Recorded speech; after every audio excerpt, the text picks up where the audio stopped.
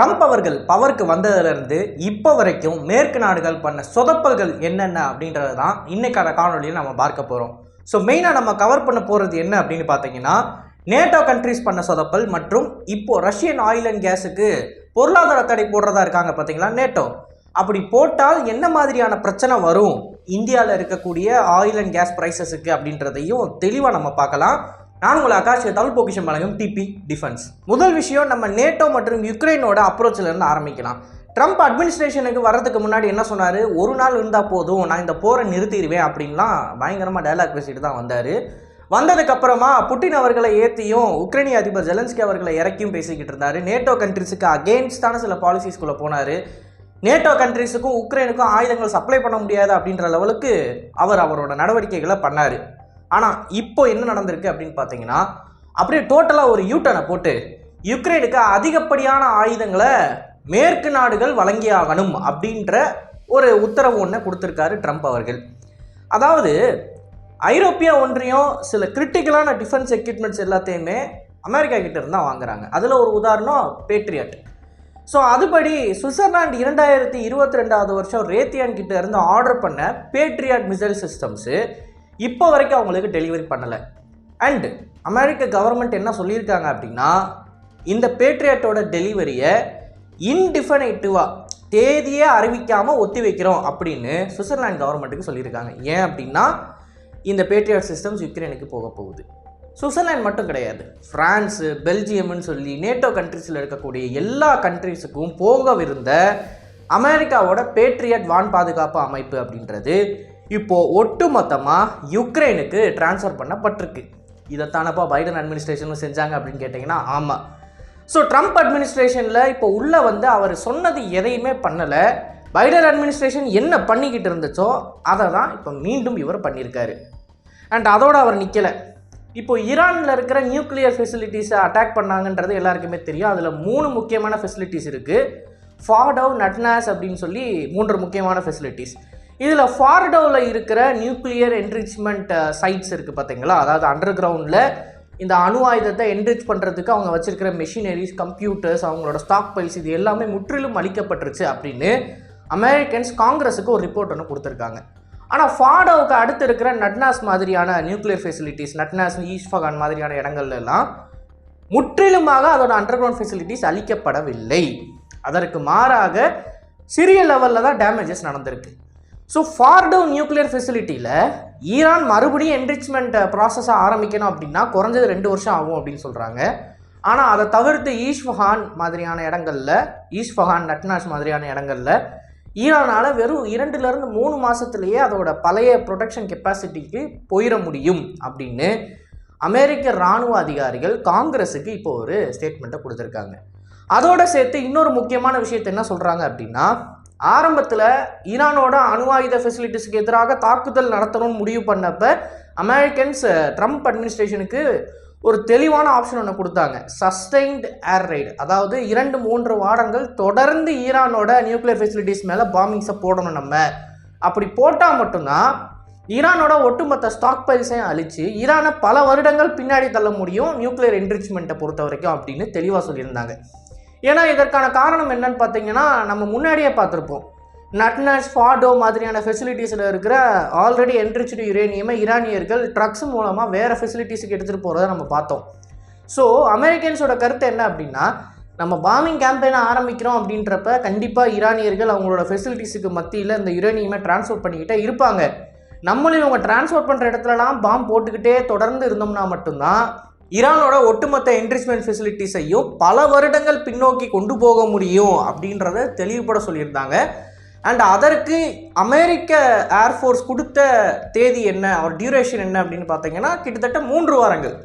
3 வாரம் தொடர்ந்து ஏர் ரைட் கேம்பெயினில் ஈடுபட்டால் மட்டும்தான் கம்ப்ளீட் கோலை அச்சீவ் பண்ண முடியும் அப்படின்னு சொல்லியிருக்காங்க. ஆனால் ட்ரம்ப் அட்மினிஸ்ட்ரேஷன் இல்லை 3 வாரம்லாம் நான் சண்டை போட்டேன் அப்படின்னா எனக்கு குளோபல் பீஸுக்கு நோபல் ப்ரைஸ் கொடுக்க மாட்டாங்க. அதனால் ஒரே நாள் தான், அந்த ஒரு நாளில் என்ன பண்ண முடியுமோ அதை மட்டும் பண்ணுங்க அப்படின்னு சொல்லியிருக்காங்க. அண்ட் அதுக்கேற்ற மாதிரி ஈரானோட நியூக்ளியர் ஃபெசிலிட்டிஸ் தாக்கப்பட்டுச்சு. அண்ட் இன்னைக்கு ஈரான் வெறும் 2 மாதம் தான் பின்தங்கி இருக்காங்க. 2 மாதம் அத்தனை B2 பாம்பர்ஸ், அத்தனை ஏர் ரைட்ஸ் எந்த பயனும் இல்லை.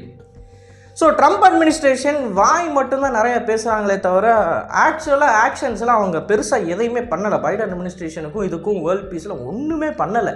அதுதான் உண்மையான மேட்டர் ஆஃப் ஃபேக்ட்.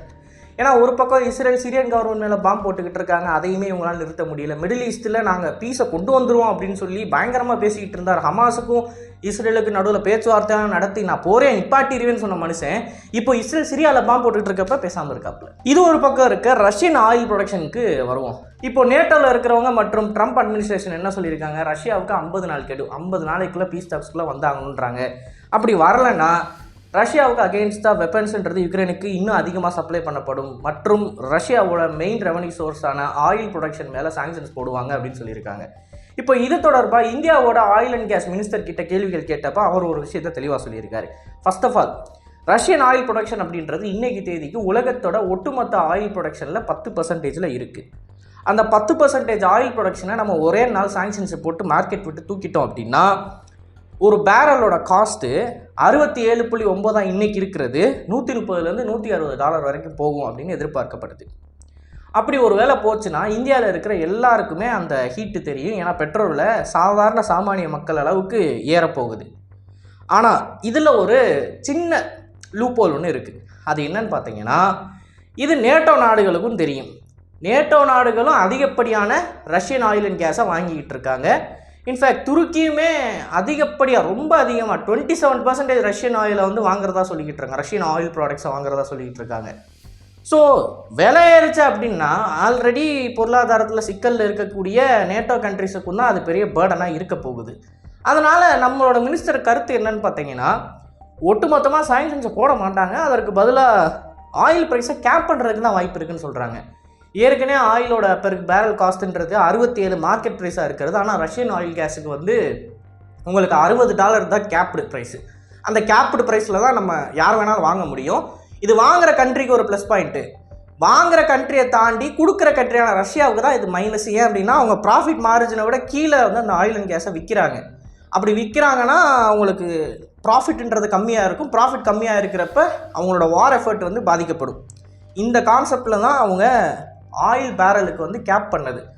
ஏன் கேப் பண்ணாங்க? ஒட்டுமொத்தமாக அதை தூக்கிடலாமான்னு கேட்டிங்கன்னா ஒட்டுமொத்தமாக தூக்கிட்டா இப்போ அந்த 10% ஆயிலுக்கு இந்த நாடுகள் for example China, India, Brazil மாதிரியான கண்ட்ரிஸ் எல்லாமே அடுத்த மார்க்கெட்டுக்கு போவாங்க. அதாவது மிடில் ஈஸ்டர்ன் கண்ட்ரிஸுக்கு போவாங்க. அப்போ மிடில் ஈஸ்ட்லேருந்து ஆல்ரெடி ஆயில் வாங்கிக்கிட்டு இருக்கிறவங்களுக்கு நமக்கும் சண்டை நடந்து டிமாண்ட் அதிகமாகி ஆப்வியஸ்லி ஒப்பெக் வந்து அவங்களோட ஸ்டாக் ப்ரைஸ் அதை அவங்களோட ப்ரொடக்ஷன் கெப்பாசிட்டி இன்க்ரீஸ் பண்ண போகிறது இல்லை.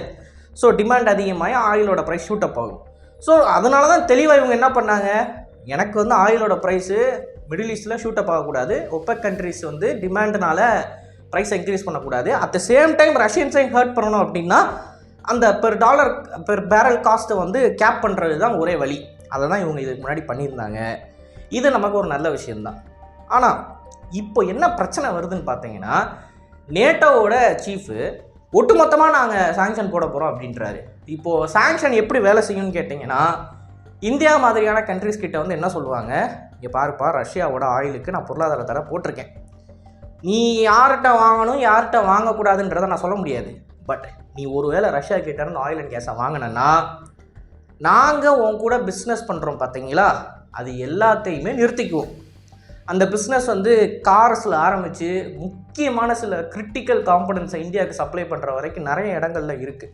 ஒரு உதாரணத்துக்கு சொல்லணும் அப்படின்னா விசா, மாஸ்டர் இது எல்லாமே அமெரிக்கன் கம்பெனிஸ். இந்த அமெரிக்கன் கம்பெனிஸ் இருக்கிறதுனால தான் உங்களோட கார்டு வந்து வேலை செய்யுது ஏடிஎம்மில் போய் பணம் எடுக்கிறப்ப. ஸோ அந்த கம்பெனிஸ்லாம் வெளியே போயிட்டாங்க அப்படின்னா ஏடிஎம் கார்டு வேலை செய்யாது. அந்த மாதிரி ஏகப்பட்ட கம்பெனிஸ் வந்து வெளிநாடுகளோடு இந்தியாவில் இயங்கிக்கிட்டு இருக்குது. அந்த கம்பெனிஸ் எல்லாருமே உங்கள் நாட்டை விட்டு வெளியே போயிடுவோம். ஸோ உங்களுக்கு பிரச்சனை வரும். அதனால் ஆயில் அண்ட் கேஸை வாங்காதீங்க அப்படின்ற மாதிரி செகண்டரி சாங்ஷன்ஸை கொண்டு வந்து நம்மக்கிட்ட கொடுப்பாங்க. ஸோ ரஷ்யன் ஆயில் அண்ட் கேஸை பொறுத்த வரைக்கும் கேப்டு ப்ரைஸில் இருந்துச்சுன்னா நமக்கு ப்ளஸ் பாயிண்ட்டு. இதை விட இன்னும் சீப்பான ப்ரைஸில் ஆயிலில் நம்மளால் வாங்க முடியும். ஆனால் ஒருவேளை அதற்கு பொருளாதார தடைன்றது போடப்பட்டுச்சுனால் நம்ம இந்த 10% ஆயிலை வேறு இடத்துல இருந்து வாங்குகிறோம் அப்படின்ற பட்சத்தில் பெர் டாலரோட பெர் பேரல் காஸ்ட் வந்து 130 160 போகும். கிட்டத்தட்ட 100% இன்க்ரீஸு. இப்போது இதை வந்து மக்கள் மத்தியில் பேர்டனாக இல்லாமல் ministry of oil and gas வந்து சமாளிக்க முடியுமா அப்படின்னு கேட்டிங்கன்னா அது இந்த அரசாங்கத்தோட தனிப்பட்ட திறமை. இப்போ இது சம்மந்தமாக சிங் என்ன சொல்கிறாரு அப்படின்னா, இங்கே பாருங்க, எது நடந்தாலும் சரி மார்க்கெட்டில் ஒப்பெக் கண்ட்ரிஸ் ஆயில் ப்ரொடக்ஷனை இன்க்ரீஸ் பண்ண போகிறது இல்லை. ஆனால் மித்த ஆயில் ப்ரொடியூசிங் கண்ட்ரிஸ்லாம் நிறையா இருக்குது, கனடாலாம் இருக்குது. அவங்கெல்லாம் ஆயில் ப்ரொடக்ஷனை இன்க்ரீஸ் பண்ணாங்க அப்படின்னா நமக்கு பெர் டாலர் காஸ்ட் வந்து சஸ்டெயின் ஆகும். என்னோடய வேலை என்ன அப்படின்னா உலகம் ஃபுல்லாக சுற்றி இருக்கிறதுல சீப்பான ஆயிலை இங்கே கொண்டு வர்றது. அதை நான் கரெக்டாக செய்வேன், எனக்கு ப்ரெஷர்லாம் எதுவும் இல்லை, எது நடந்தாலும் பார்த்துக்கலாம் அப்படின்னு சொல்லி ஒரு உத்தரவாதம் கொடுக்குறாப்புல. ஆனால் சம்பவம் ஆனதுக்கப்புறம் தான் தெரியும் அவங்களோட வாக்கை காப்பாற்ற முடியுமா இல்லையா அப்படின்றது. ஸோ இன்றைக்கி தேதியில் இதுதான் உலகத்தில் இருக்கிற நிலவரம். ட்ரம்ப் அட்மினிஸ்ட்ரேஷன் டோட்டல் ஃபெயிலியராக இருக்காங்க, டோட்டல் கேயாஸாக இருக்குது. கேயாஸ்ன்றது தான் சரியான வார்த்தை, ஃபெயிலியர்னு சொல்கிறத விட கேயாட்டிக்காக இருக்குது. நாளைக்கு என்ன பண்ணுவாப்பில் அந்த மனுஷன் அப்படின்னு சொல்லி அந்த மனுஷனுக்கும் தெரில, பார்க்குற நமக்கும் தெரில. அமெரிக்காவுக்குன்னு ஒரு பாலிசிஸ் இருக்குது, அது எல்லாத்தையும் இஷ்டத்துக்கு மாற்றுறாப்புல.